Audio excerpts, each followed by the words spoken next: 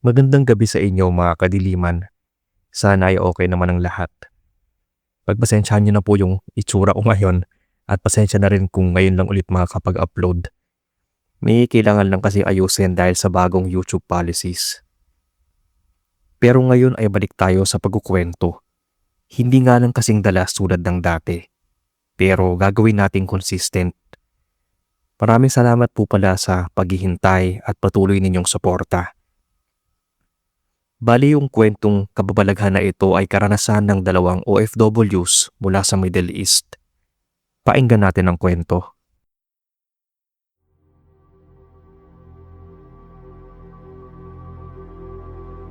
Magandang araw sa inyo, Sir Bob, at sa lahat ng mga listeners and subscribers nyo, lalo na sa mga OFWs na patuloy na lumalaban ng patas sa buhay. Naway palagi kayong malusog at ligtas. Tawagin na lang akong Karen, taga Dumaguete. Itong kwentong ipinadala ko sa inyo ay karanasan ng ate kong isang OFW. Itago na lang natin siya sa pangalang Mina. Naway magsilbing aral itong kwento na to sa lahat. Kahit na medyo masakit pa rin para sa akin na ibahagi ito sa inyo, itong karanasan ng ate ko ay pinilit ko pa rin matapos at mailahad ng maayos sa abot ng aking makakaya. Mahigit 15 taon ding OFW itong ate ko. Sa loob ng mga taong yan ay dalawa lang ang naging amo niya. Isa yung nasa Jordan at yung huli ay nasa Dubai. 7 na taon siya sa Jordan at 6 naman sa Dubai. Mababait yung mga naging amo niya kaya tumagal rin siya roon. Meron na rin siyang naipundar na bahay at sasakyan para sa amin. Binigyan din niya ng negosyo si nanay. Kaya masasabi kong mabait na tao itong ate Mina ko. Kaya nagulat kami noon nang mabalitaan na may nakaaway raw siya na isang kasamahan niya sa trabaho. Pareho silang namamasukan noon sa isang mayamang amo sa Dubai. Muslim ang mga amo ni ate, pero hindi raw sila mahigpit at magilaw din sila pagdating kay ate. Yun pala ay dating Pilipina rin ang nag-aalaga sa amo niyang babae nung bata pa ito. Nang maglilimang taon na si ate sa kanila, ay may pumasok daw na bagong katulong galing Egypt. Maganda raw ito at medyo matapang ang personalidad. Nang ilang araw pa lang daw ito, ay napansin na ni ate na may kakaibang ikikilos ito pagdating sa amo nilang lalaki. Pero hindi daw yun sinabi ni ate sa amo niyang babae. Hanggat maaari ay umiiwas siya sa gulo. Pero minsan daw ay kinausap siya ng Egyptian na huwag masyadong pabida o sipsip sa mga amo nila. Ganun daw ang pagkakasabi nito sa wikang Ingles. Kaya natigilan si ate. Naisip niya na may lihim daw pala itong galit o inggit sa kanya. Kaya simula nun ay iniwasan na niyang makausap ito. 4 daw silang kasambahay nun at kasundo naman ni ate ang 2. Yun lang talagang Egyptian ang hindi. Siguro dahil alam ni ate ang hidden agenda niya sa amo nilang lalaki. Pero sa kabila ng sinabi niya kay ate ay maayos pa rin siyang naitungo sa kanya. Nakukwento niyon sa akin ni ate sa tuwing nagkakausap kami. Isang araw ay nagkaroon ng pagtitipon sa bahay ng amo nila. Andun raw ang mga kamag-anak, kaibigan at mga kakilala. Birthday pala ng bunsong anak ng mag-asawa na nag-aaral noon sa college. Isa sa ate sa tumutulong na mag-prepare ng mga pagkain at siya rin yung nagluto ng espesyal nilang putahe. Kaya puring-puri siya ng mga bisita sa masarap niyang luto. At kapag ganong natutuwa daw ang mga bisita, ay nagbibigay sila ng tip na para bang nasa restaurant. Kaya doon pa lang ay malaki na ang naipon ni ate. Dinagdagan pa nga raw yun ng mga amo niya. Nag-share naman daw siya sa mga kasabahan niya. Akala ni ate ay wala ng problema, pero kakaiba daw talaga yung ugali nung Egyptian. Imbis na matuwa kasi ay tinawag pa siya na bida-bida o attention seeker. Hindi alam ni ate kung bakit ganun na lang yung galit sa kanya ng babae.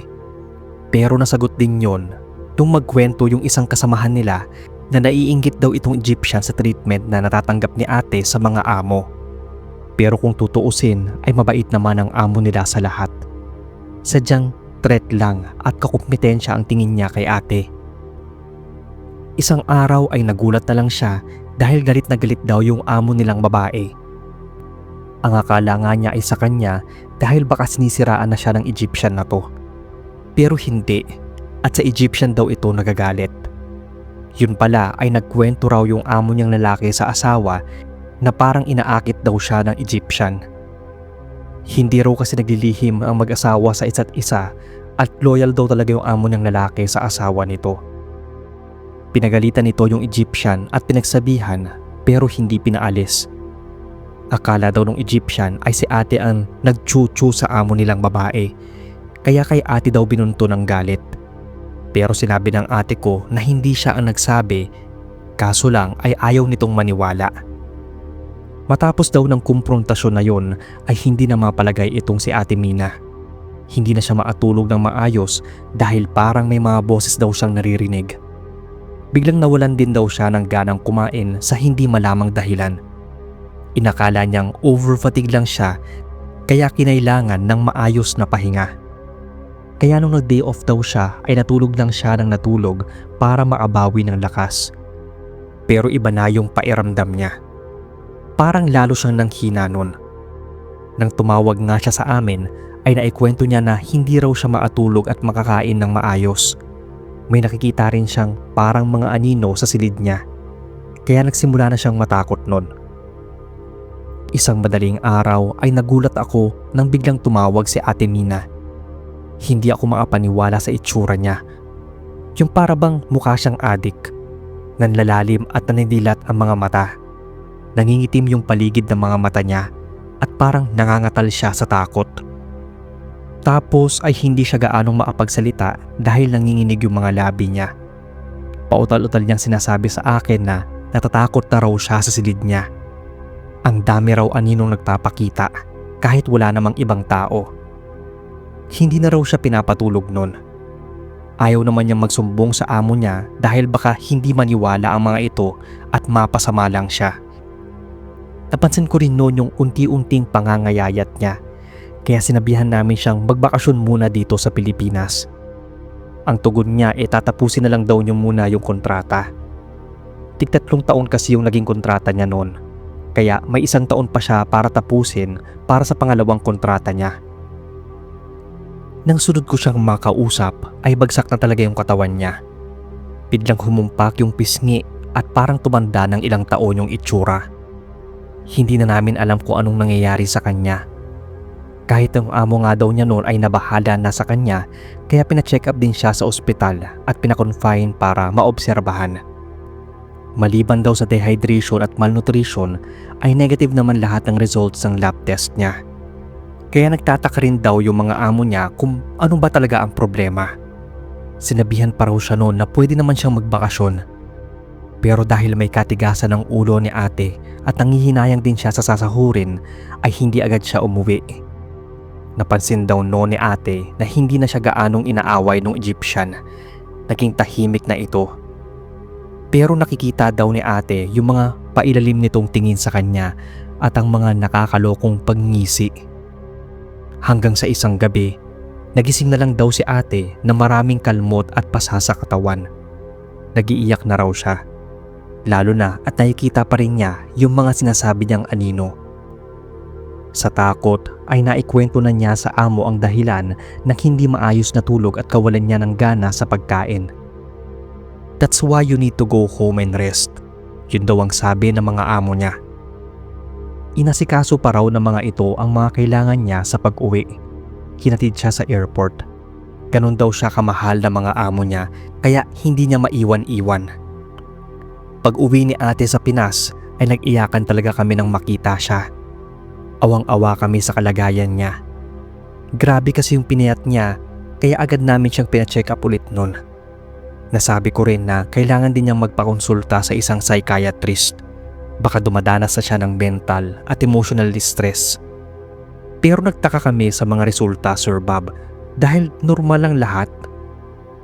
May nagsuggest nga kay mama na patingnan si ate sa isang manggagamot na may alam tungkol sa mga kulam, barang o kung ano pa. Ayaw pa nga sana nun ni ate pero napilit din namin siya. Kasi naman kahit andito na siya at kasama namin ay may nakikita pa rin daw siyang mga anino kapag matutulog na siya. At yun nga, Nagulat kami nang sabihin ng tumingin sa kanyang manggagamot na may gumagawa raw sa kanya o black magic na tinatawag. Hindi raw niya alam ang dahilan, pero nararamdaman daw niya yung sobrang galit ng gumawa noon kay ate. Balak daw talaga nitong ubusin yung energy niya. Hindi lang basta pamiminsala, kundi kamatayan ang binigay kay ate. Tiyak daw na inilagay yon sa ilalim ng higaan ni ate sa Dubai at may bagay din daw itong kinuha sa kanya. Kaya nagagawa nito ang gusto. Akala namin nang malaman ng manggagamot kung sino ang may kagagawan noon kay ate ay mapapagaling na siya. Pero nag-iyakan na lang kami noon nang sabihin niyang wala siyang magagawa. Masyadong malalim na raw ang nagawang pinsala noon sa katawan at isip ni ate. Ipagdasal na lang daw namin siya. At ganun nga yung ginawa namin araw-araw, ang ipagdasal siya. Pero lalo pa rin siyang nanghina. Wala na kaming nagawa kundi ang pasayahin siya sa mga nananabing araw niya. Hindi namin lubusang matanggap na ganun siyang uuwi sa amin. Ilang araw din niyang tiniis ang pananakit ng buong katawan. Hindi na nga siya maabangon sa higaan. Palagi na lang siyang umiiyak at humihiyaw sa hating gabi. At isang umaga nga noon, naratnan na lang namin siyang naadilat, titig na titig sa kisame at nakabuka ang bibig. May nanuyupang luha sa gilid ng mga mata niya. Hindi ko pa rin matanggap yung nangyari sa kanya magpasa hanggang ngayon at naiiyak ako sa sinapit niya. Sadyang may mga tao talagang malulupit at walang awa. Wala ring takot sa Diyos kung maminsala ng kapwa. Pinagpasa Diyos na lang namin ang nangyari kay ate. Kahit yung mga amo niya noon ay nalungkot sa pagkawala niya. Nakausap ko pa yung amo niyang babae at sinabi nito na pinaalis na niya yung Egyptian. Pinaalalahanan ko rin na mag-ingat dahil marunong ka ako ng black magic yung babae. Nagpadala rin sila ng malaking tulong sa amin noon. Kahit papaano ay may bunga din yung kabaitan at kasipagan ni ate sa kanila.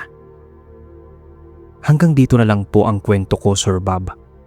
Sana ay maisama niyo to sa mga inanarate ninyo.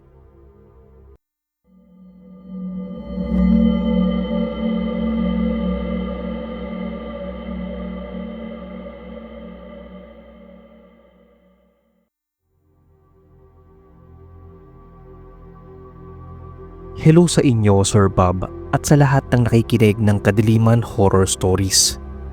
Ako si Merly, taga Pangasinan. Itong kwento ay tungkol sa nangyari sa kasamahan kong OFW noong nagtatrabaho pa kami sa Brunei. Itago na lang natin siya sa pangalang Erlinda. Isa nga po pala ako sa masugid yung tagapakinig. Kapag walang ibang mapaglibangan ay nakikinig na lang ako ng mga kwento nyo sa YouTube. Kamakailan lang ay umuwi ako dito sa Pilipinas at naisip ko na habang narito ay magpadala ako ng kwento sa inyo. Hindi pa rin kasi mawala sa isip ko yung nangyari sa isang kasamahan namin noon. Mas bata lang yun si Erlinda ng 3 taon sa akin. First time niyang lumabas ng bansa. Pumasok siyang DH sa Brunei at may kasamahan din daw siya nung Pinay. Pero hindi na raw niya yon nakasundo dahil sobrang sungit at istrikta daw. Nauna na kasi sa kanya ng ilang taon yung babae na nalaman niyang isang matandang dalaga. Palagi daw siyang pinapagalitan noon at kulang na lang ay umastang amo niya. 2 matandang mag-asawa ang alaga nila. Pero pagsapit daw ng gabi ay si Linda na lang ang nag-aasikaso sa dalawa. Iniiwan daw sa kanya ng babae ang pag-aasikaso sa mga amo. Pero hindi na lang daw siya umaangal. Ang napansin daw ni Linda sa babae ay palagi raw yung nawawala sa higaan nila kapag malalim na ang gabi o magmamadaling araw na. Double deck kasi higaan nila at nasa baba ito nakahiga.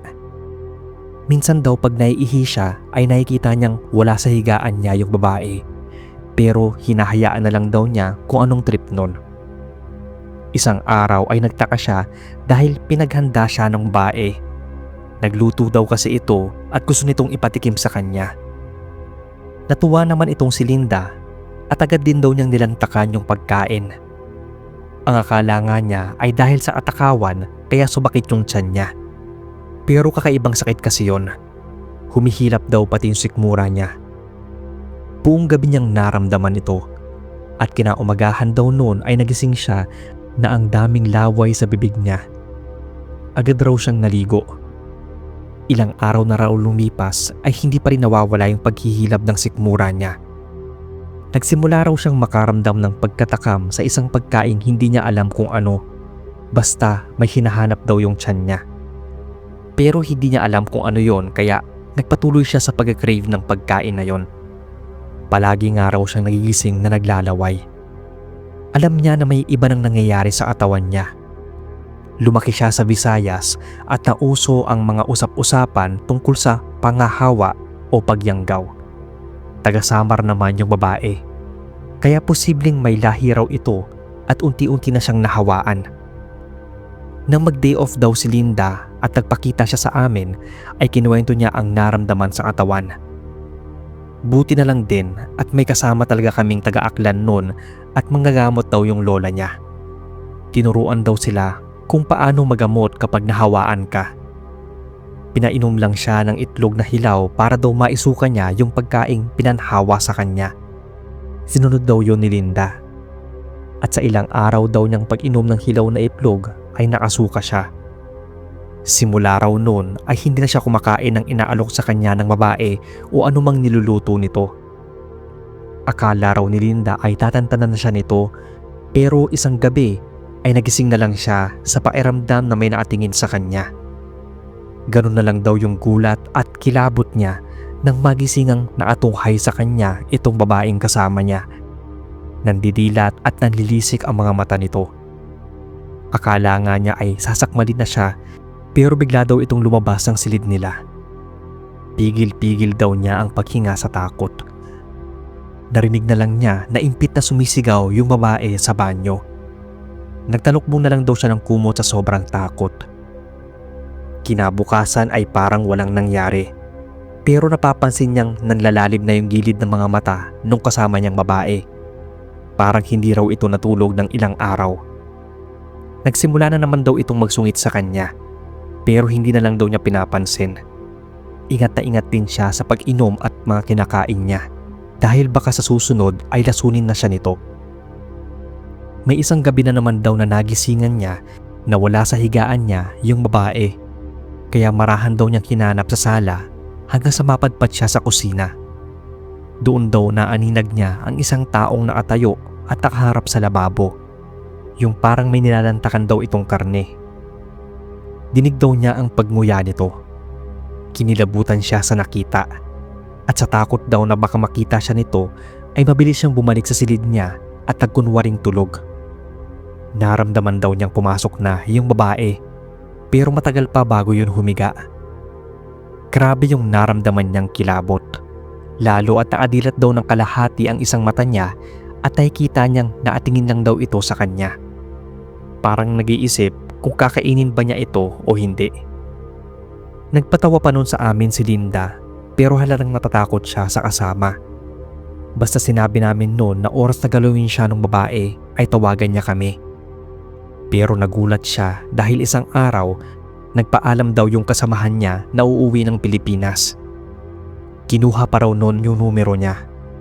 Napansin daw ni Linda na matamla yung babae at biglang nangayayat. Sabi ko noon, pag ganun kasi ay parang hindi pa tinatanggap ng katawan ang pagiging aswang. Ganun lang ang narinig ko sa matatandang kakwentuhan ng lola ko. Kapag hinawaan ka daw at hindi matanggap ng katawan mo ay magkakasakit at mangangayayat ka. At kapag hindi pa raw nagamot ay mamamatay daw yung ibang hinawaan. Buti na lang si Linda ay naisukan niya yung kung anumang hinalo ng babae sa pagkain niya. Baka raw nilawayan yon. Ilang araw ang lumipas buhat nang makauwi na yung babae ay chinat daw nito si Linda. Humihingi ito ng pasensya sa pagmamaldita sa kanya. Ang totoo noon ay gusto raw nitong umalis si Linda para hindi na raw siya maapanghawa. Pero hindi raw umalis si Linda kaya hindi na rin niya natiis ang sarili. Ilang buwan lang buhat nang maramdaman niya ang mga sintomas ng pagkayanggaw sa kanya. Isang kapwa rin Pinoy ang humawa sa kanya at hindi yun matanggap ng katawan nito. Sinubukan daw niyang kumain ng hilaw na karne pero niluluwa din daw niya. Hindi na daw niya kaya, kaya pinasya nitong umuwi at magpagamot sa Pilipinas. Ayun nga at nagkahawaan na sila. Kasi kahit sabihin ni Linda na naisukan na niya ang pinakain sa kanya, ay hindi ako kumakain ng bigay niya o anumang pagkain nanggaling sa kanya. Pero syempre ay hindi ko naman pinapaalam na hindi ko yun kinakain. Mahirap na yung mahawaan ka nang wala sa oras at nasa ibang bansa ka pa. Kaya sa mga kapwa Pinoy ko na OFW, mag-iingat tayo palagi.